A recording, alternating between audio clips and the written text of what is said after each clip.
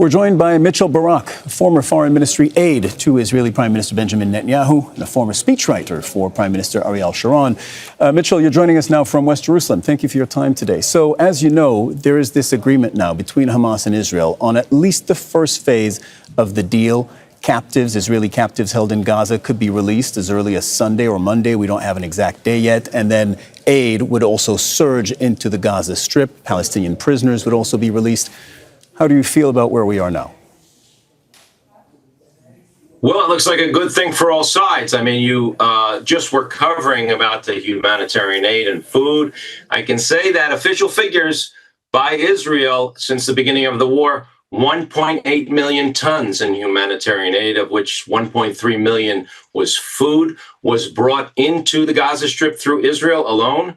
That's 1.8 billion kilos of humanitarian aid for a population of 2 million people. So I'm sorry that, there are things that are scarce there now. There's certainly a war situation, but almost 2 billion kilos of aid has gone through Israel. So Israelis are hopeful. Mitchell, hold on. Are you denying famine? I don't know whether there's famine or not. I do know that all those people that were handing out candies on October 7th and baklava on the streets of Gaza, many of them don't have food. I certainly You're avoiding the question. I asked you if you are denying if there's famine. Famine or not. Whether it's a famine or not, I can't determine that. There are people that say that there might be. There are some that don't. Here's the good thing. You don't have to make that determination, Mitchell. Here's the good thing. You don't have to make that determination any more than I do, because there are professionals who do that, and they are backed by the UN. This is a 21-body group, the IPC, 21 bodies, 8 UN agencies and NGOs. They make that determination. It's apolitical, and they have said unequivocally that there is famine, and they've also said, guess what, that the famine was created by Israel. There is no denying that. That means Israel has starved Palestinians to death. If it's inconvenient for you, that doesn't make it any less true. I don't believe that the U.S. State Department holds by that, but that's fine. There's people that need to get food. Food is scarce, there's no question, and they're living in very horrible conditions the last 2 years. Unfortunately, they're in a war now, which the Gazan people didn't necessarily choose, but their leadership, their elected leadership, did choose. Hopefully, in this new agreement, there will be back to the levels of aid, which is about between 300 and 600 trucks a day coming in from Israel. It's probably the only country in the world that is, when it's at war with someone, is also responsible for the food and humanitarian aid. But that's fine. But the first thing that has to happen is the release of the remaining Israeli hostages, of which all Israelis support that. All Israelis are excited about that. And the other point of the war, which Netanyahu had said from the beginning, is the dismantling and the destruction of Hamas, of the Islamic resistance terror organization, which was running Gaza. It does look like they're going to have to give up their arms. At the same time, most of Gaza is not what it used to be. Most of Gaza is destroyed. It's going to take years, because Israel has flattened it. All right, Mitchell, let me get in there with another question. Well, by the way, you said, hold on. They built 250 kilometers of tunnels. 1 million people could fit in 250 kilometers of tunnels. That's enough to go from Washington, D.C. to New York. You could put a civilian population in there and protect them from the so-called bombs and the destruction. The Hamas Islamic resistance movement chose not to do that, but they had the capability and the infrastructure to protect their own population. They didn't do it by letting them in the tunnels, and they also didn't release the hostages, which could have ended the war at any point in the last 725 days. So, Mitchell, first of all, look, we're not going to get anywhere in this conversation if we're actually denying facts. So you denied famine, and you said that the U.S. State Department was not on board with that. The U.S. President, Donald Trump, has said, quote, this was in July, that's real starvation, full stop, I see it, full stop, you can't fake that. So actually the U.S. does recognize that Israel is starving Palestinians. That's one.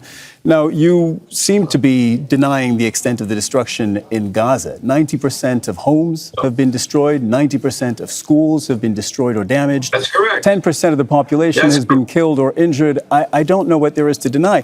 The wider point is, I don't deny the destruction. There's nothing left in Gaza. There's nothing left in Gaza, and this plays into the hands of the Islamic resistance Hamas that saw the destruction in Gaza as furthering their political aims of getting college students on American campuses and people and American citizens to chant globalize the Intifada and Hamas are freedom fighters. So they were successful in that. But the cost of their success in doing that was the total, almost total destruction of Gaza. We agree on that. Gaza, the infrastructure is destroyed, homes are destroyed. It is extremely unfortunate because on October 6th, the place was a real place. Not only that, from 2005 it was under occupation. 2023, it was the fastest growing population in the world. 3% or more a year. They went from 1.3 million Gazans to 2.3 million.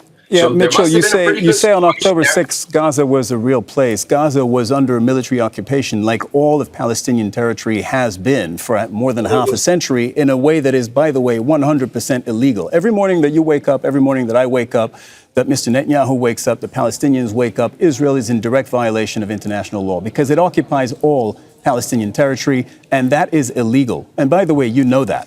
You know that. I don't know that because in 2005, all Israeli settlements were dismantled. It was taken over by Hamas in an election in 2006. It's still an occupation, and you know that. The only thing that Israel was controlling in Gaza up until 2023 was, yes, the airspace and the naval space because and the borders because they are importing things in order to kill Israelis. Now, a lot of cement came in. We didn't realize that they were building tunnels of cement so that they can hide out and that they could bomb and fire rockets from there. Yeah, it should have been more of a. So to be clear, are you denying the occupation? Because you've denied famine. Are you now denying occupation? Again, there is no occupation in Gaza. Well, There's no legal occupation. But Mitchell, hold on. I know the ICC, and I know they suggested it. But the ICC doesn't decide this. Do you have so little grasp of international law? Do you not even realize who decides what occupation is? That's from the International Court of Justice, two separate courts that we have in this world. Have you read their advisory opinion of July 2024? Yes, I read the advisory. It is not. So you don't decide whether it's occupation. I don't decide whether it's occupation. The judges at the International Court of Justice decide, and they have decided.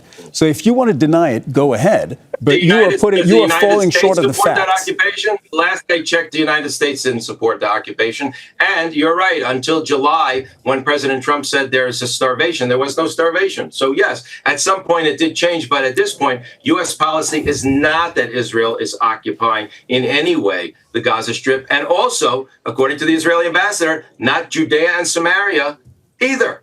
So it's great that the ICC and the United Nations go and they can make an advisory, but it has no actual effect on Israel, not legal or anything else. Well, because Israel has decided. The point is, well, it has no effect on Israel because Israel has decided to violate international law and has been doing that for more than half a century. Right, that's the reason. Definitely not. Look, I have one more question. I'd like to get back to the deal. Hold on. No, it's just a fact. I wasn't asking for your opinion because that's just a fact. Benjamin Netanyahu unilaterally broke the last ceasefire deal back in March. So the question now that we have the beginning of a ceasefire deal is how can President Trump, Hamas, mediators, and even Israelis who want to see this deal last, how can they all trust that Netanyahu will not break the deal this time again?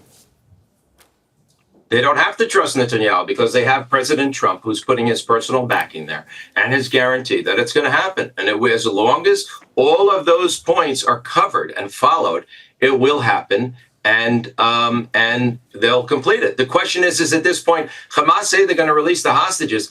Unfortunately, I don't think they know where all of the dead hostages are, where those bodies are. And they have to get them from places. And they don't even have an accounting because they've never submitted a list of who they have and who's alive and who's dead. So if they don't follow what the rules of the deal and the agreement, that's going to be very difficult to continue. And the Israeli side, at the same time, Israel has certain obligations that it's made to President Trump and some of the other countries as well. As long as that's followed, it'll continue. As soon as they start breaking it, which my recollection was, Hamas started breaking the last prisoner exchange by switching bodies, by switching people, by saying that they want to change the people on the list. And that's when Israel said, we've had enough. And we're going to go back to war. Yeah, again, you're falling short of the facts. No, Hamas released the bodies. The first phase of the deal, the first 6 weeks, were actually carried out. And then Israel started bombing the Palestinians again in the Gaza Strip. Mitchell Barak, I would love I would love to continue the conversation. That's all But the let me time we ask you, when it comes to occupation, Cyril, when it comes to occupation, do you at Al Jazeera think Tel Aviv is Israeli occupation of Palestine? Do you think that at Al Jazeera? I don't even understand your question. Here's a question back. Do you think Israel should end its occupation of Palestinian territory? No, because I'm doing the interview. This is not how it works. You don't come on TV, whether it's Al Jazeera or anyone else, to be asking me questions. Should Israel end its occupation of Palestinian territory? I think you're prejudicing yourself. Is Tel Aviv and Jerusalem Israeli-occupied Palestine? That's my question to you. Or does that belong to Israel? Does Israel have a right to exist in Tel Aviv, in Jaffa, in Tiberias? Okay, we'll have this conversation next time. Here's the question I have for you, and you get to think about it. Should Israel stop occupying Palestinian land that it has been doing illegally for more than half a century? See, there are no ambushes. There are no traps. You get to think about it. We get to talk about it next time. Mitchell, Barak, there's a lot of news today. I have to run. I'll tell you what I think about it. No, I don't have time. Mitchell, sorry. You don't decide when this starts and when this ends. Sorry. Thank you very much. Mitchell Barak, former Foreign Ministry aide to the Israeli Prime Minister Benjamin Netanyahu. Hopefully we'll get another crack at this with Mitchell. Don't miss out. Get the full picture. Subscribe to Al Jazeera for reliable news, expert insight. Like, share, stay ahead.